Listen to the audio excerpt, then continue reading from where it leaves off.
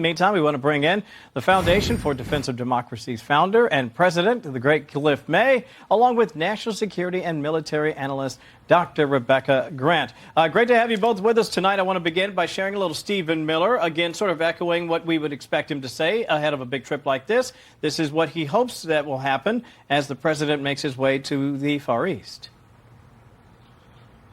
We're looking forward to the meeting immensely, as well as, of course, our meetings in many other countries of the region, both to promote peace, security, prosperity, and, of course, to celebrate the extraordinary trade deal with Japan, which will unlock one of the largest waves of foreign investment. He said the president is looking forward to meeting President Xi Jinping. Cliff, what do you think?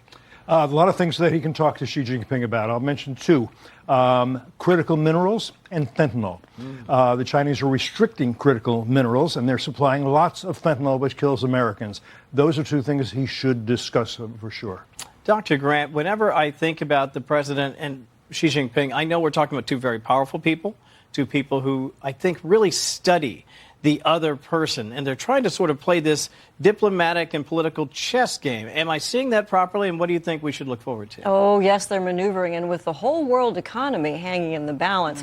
But remember, President Trump has Xi on the countdown clock because he's got that 100% tariff set to go on November 1st, right after these meetings, unless he and Xi can agree to a different path. I'm going to ask you both, and I know this is unfair, but that won't stop me from asking. You think this happens? You think those tariffs go through and it ends up something huge like that in November? Yes or no? I'll say no. I think they'll pull out a last-minute change of course, but they'll go through if they need to. Cliff? Yeah, I agree with Rebecca. I think it's unlikely at the end because it's bad for both economies if that comes through. Yeah, I agree with you both.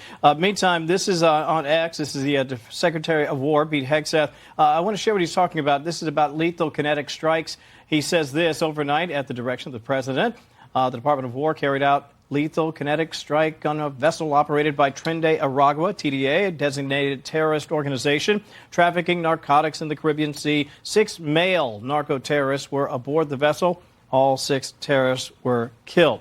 Cliff, good idea? Is this good policy?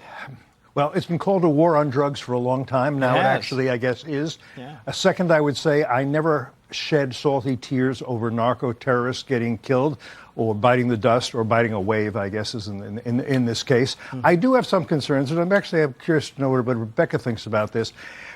Our Navy is stretched so thin. The Chinese Communist Navy is a lot larger than ours. Couldn't the Coast Guard do this instead? I do worry about that. Don't forget, in the Pacific, this large Chinese Navy has no enemies.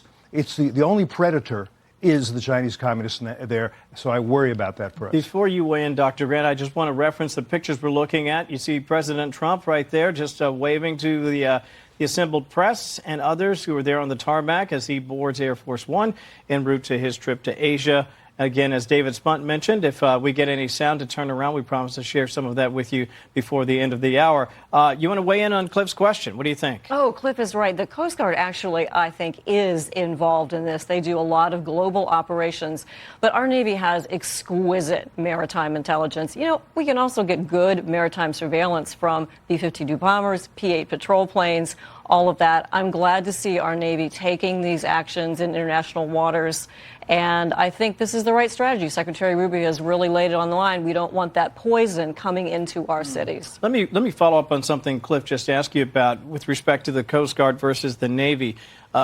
Interdiction might be more in line with the Coast Guard.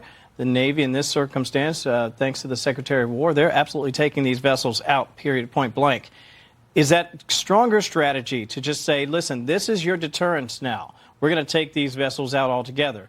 Or will we see a time when we go back to simply interdicting the vessels and onboarding and taking off the drugs and the bad guys? Well, that's going to continue. But what we're seeing here is the use of this incredible surveillance. You know, our military, and it's a joint operation. They watch the cargo loaded, the crew come up to the pier, and these are well-established routes using all our maritime sensors. They're taking these out in international waters after very careful consideration about the weapons parameters and the legitimacy of the target. So I'm in favor of this strategy. Cliff, want to get you to weigh in on this. This is a Fox News headline. Says the U.S. deploys Ford carrier strike group to combat narco-terror in the Western Hemisphere. It's an interesting headline because I think a lot of people would say, wow, this really seems like a major escalation. You've heard the president and others say this will now not just involve seafaring interdiction, this will also now eventually move to land.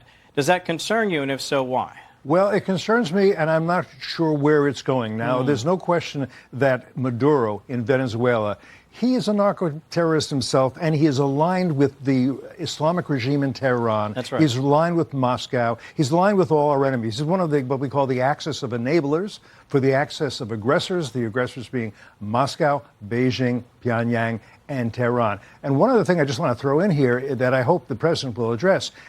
We all know that North Korea has been giving soldiers and munitions to Putin. Putin's right. giving something back. What is it? We think it's technology for submarines and ICBMs. That endangers South Korea, Japan, Guam, which is American possession, and the U.S. as a whole. So that's also a concern that we haven't heard much about that I think should be looked at. I know you wanted to get in on this one as well, Dr. Grant, but we're out of time. But I do want to say this. I know that you think this is a significant development, and obviously we'll keep a very close eye on it. Dr. Grant and Cliff May, thank you both. We appreciate your time for us tonight. Thank you.